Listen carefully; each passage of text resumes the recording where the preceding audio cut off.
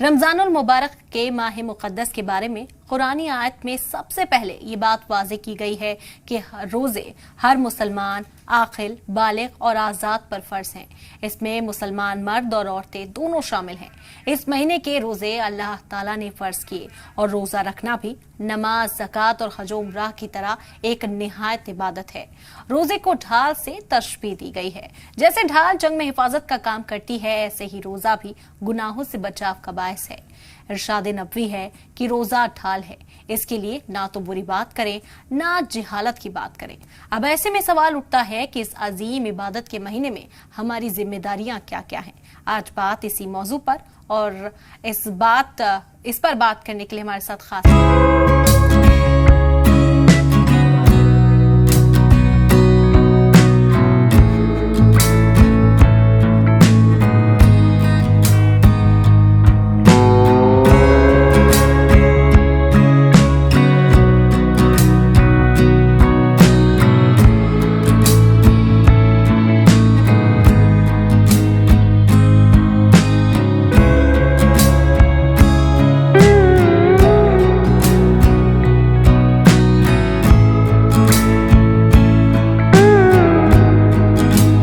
समझने के लिए बातचीत करते हैं। खास मेहमान हमारे साथ इस वक्त जुड़ गए हैं, उनका तारुफ सबसे पहले आपसे करा देते हैं।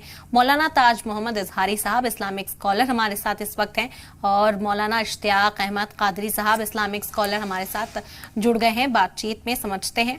खैर मकदम आपका। सबसे पहले तो जी सलाम को वक्त देने के लिए बेहद शुक्रिया।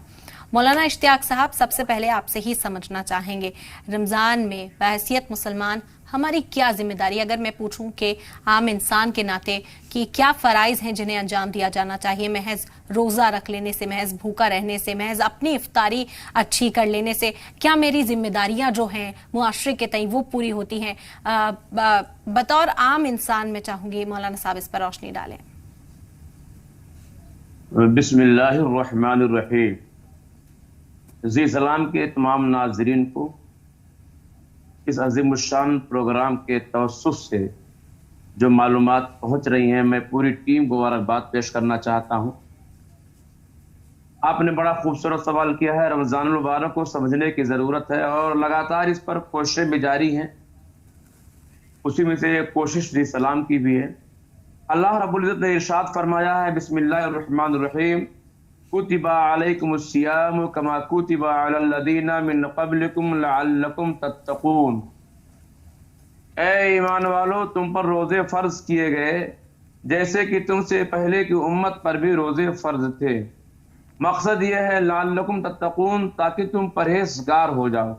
तो चूंकि इस रमजान मुबारक के रोजों के जरिया अल्लाह रब्बुल इज़्ज़त हमारे अंदर परहेजगारी, तकवा देखना चाहता है, तो हमारी जिम्मेदारी ये बनती है कि हम अपने आप को रमजान मुबारक के हवाले उस अंदाज में करें जिस तरह अल्लाह रब्बुल इज़्ज़त चाहता है। आका अलैहिस्सलातु वस्सलाम ने इरशाद फरमाया कि तुम पर एक खूबसूरत महीना जिसका लम्हा लम्हा रहमत वाला है, साया फेगन हो रहा है, तुम इसकी कद्र करो, इसकी तैयारी करो, इसका इस्तकबाल करो। जहां तक बात रही मुआशरे के ताल्लुक से कि रमजान मुबारक का असर मुआशरे पर क्या पड़ता है, तो बड़ा खूबसूरत सवाल और बड़ा खूबसूरत जवाब तमाम नाजरीन के लिए।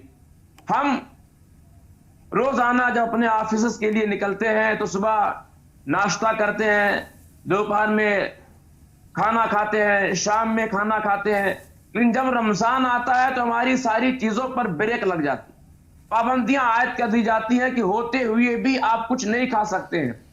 तो आम दिनों में जो आदमी ना होते हुए भूख की शिद्दत को महसूस करता है, यानी वो तबका जिस तक आसानी से खाना नहीं पहुंच सकता है या दो वक्त के खाने का इंतजाम नहीं कर सकता है, तो रमजान मुबारक के अंदर भूखा रह करके हमें अपने अंदर इस एहसास को पैदा करना चाहिए कि वो लोग जो 12 महीने, हम तो आज रमजान मुबारक के ताल्लुक और हवाले से भूखे हैं, लेकिन वो लोग जो 12 महीने भूखे रह करके ऑफिस जाते हैं या कारोबार करते हैं या मेहनत मजदूरी करते हैं, उनका हाल क्या होता होगा।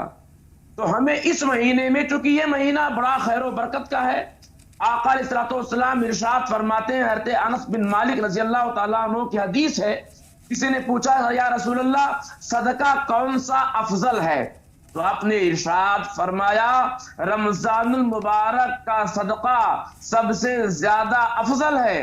एक और हदीस शरीफ है कि जब हज़रत जिब्रील अमीन अलैहिस्सलाम आका अलैहिस्सलाम से इस महीने में मुलाकात करते थे तो हाल ये होता था कि आका अलैहिस्सलाम के सदका करने का जो मामला था वो तेज हवा से भी ज्यादा रफ्तार में बढ़ जाया करता था। तो हमें उन 11 महीनों के भूखे प्यासों का एहसास करके इस महीने में अपनी खैर खाई में, नेकियों में और अपनी इमदाद में, अपनी मोहब्बतों में इतना ज्यादा इजाफा कर देना चाहिए, क्योंकि अल्लाह फरमाता है 1 करोगे तो 70 अता करूंगा, और किसी मकाम पर फरमाया गया 1 करोगे तो 700 गुना अता करूंगा। तो नेकियां भी ज्यादा होंगी और गरीबों की मदद भी ज्यादा से ज्यादा हम कर पाएंगे।